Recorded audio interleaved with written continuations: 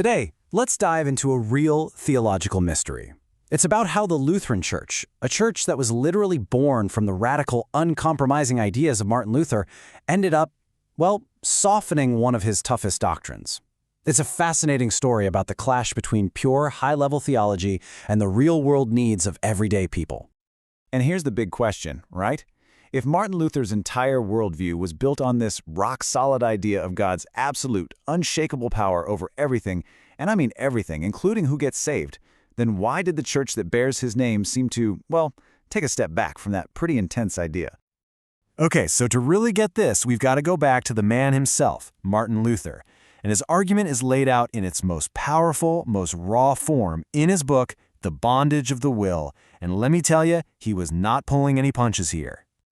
This quote, right here, is the absolute core of what he's saying. For Luther, there are no accidents, no maybes, nothing happens by chance. In his view, God doesn't just, peek into the future to see what's going to happen. No, he actively wills it. He purposes it. He makes it happen.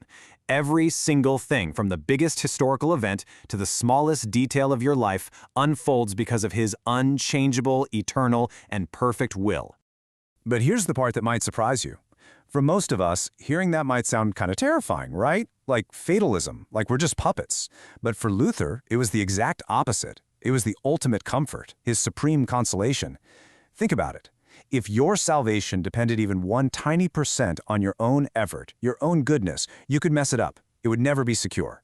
But if it's entirely 100% in God's unshakable hands, then it's safe forever. So his whole argument is built on these foundational pillars. God's will is absolute, you can't fight it. Grace isn't something you earn, it's just part of God's eternal plan. Salvation is a pure gift. And humans, we contribute absolutely nothing, zero, to our own spiritual rebirth. He even goes so far as to say that God's love for some and his hatred for others are eternal. It's a powerful and, for a lot of people, a really tough pill to swallow. All right, let's fast forward a few decades after Luther. The next generation of theologians are trying to put all this together into an official church doctrine. And you'll see they have a slightly different priority: taking care of the average person in the pews. It's all about pastoral care.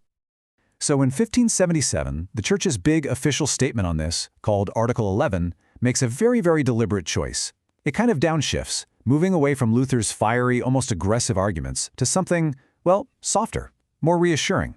The focus is clearly changing from defending God's absolute power to comforting the anxious believer. And here is the absolute game changer. They tackle this idea of reprobation. That's the theological term for the belief that God not only chooses some for heaven, but also actively chooses others for damnation. Now, you could argue that's a logical conclusion of Luther's stance, but the Formula of Concord slammed the door on it. They rejected it in the strongest possible language, calling it blasphemous, horrible, and erroneous. They wanted nothing to do with that idea. This little chart really lays it all out, doesn't it? For Luther, the focus was all about God's total sovereignty. His motto was basically, let God be God, even if it leads to tough conclusions like double predestination, the idea that God chooses some for salvation and some for damnation. But the Formula of Concord, they completely changed the focus. They only wanted to talk about the positive side. God elects people to salvation. They threw out the negative side entirely, all in the name of providing comfort. So this brings us right back to the puzzle we started with. How on earth did this happen? How could the official, foundational documents of the Lutheran Church seem to just flat out contradict one of the most powerful central arguments of its own founder? It seems like a huge paradox. Well, the wild part is, the answer is actually hiding in plain sight, right inside Luther's own theology. You see, he actually gave the church the key to solving this puzzle himself through this really crucial distinction he made about how we can even begin to think about God. Luther basically said, look, you have to think about God in 2 different ways. First, there's the hidden God. This is God in his absolute majesty, the one whose will controls everything, life, death, all of it. His will is a total mystery to us. And Luther's advice was, don't even try to figure it out. This is the realm of why, and we're not allowed to go there. But then there's the revealed God. This is the God we actually meet in Jesus, the God we hear about in the gospel. This God offers grace and mercy. This is the realm of what? What has God actually promised to us? And that is where we are supposed to focus. And out of this idea came his very practical, very pastoral advice for a troubled soul. He'd say, stop it. Don't sit around speculating about whether you're on some eternal list or not. Don't try to peek behind God's curtain. Instead, he says, look at Christ. Look at the cross. Trust the promises you can actually read in the Bible. It's there, in Christ, that you will find the assurance that you are chosen. So you see, Luther himself basically gives everyone an out, an off-ramp from this terrifying theological spiral. He taught that faith in the revealed God, the God of the gospel, is the only way forward. You don't start by trying to solve the great cosmic mystery. You start with the promise that's right in front of you. So where does this leave Lutheranism? What's the big takeaway from this whole story? It means the church made a very conscious choice.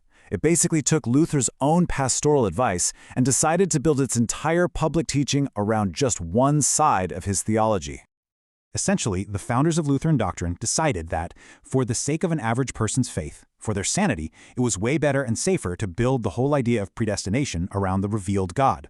The message had to be one of comfort, one of assurance, grounded in the clear promise of the gospel, not in the terrifying mystery of the hidden God. And this leaves Lutheran theology with this profound and totally intentional paradox right at its heart. If you ask, does God want everyone to be saved? The answer is yes, absolutely.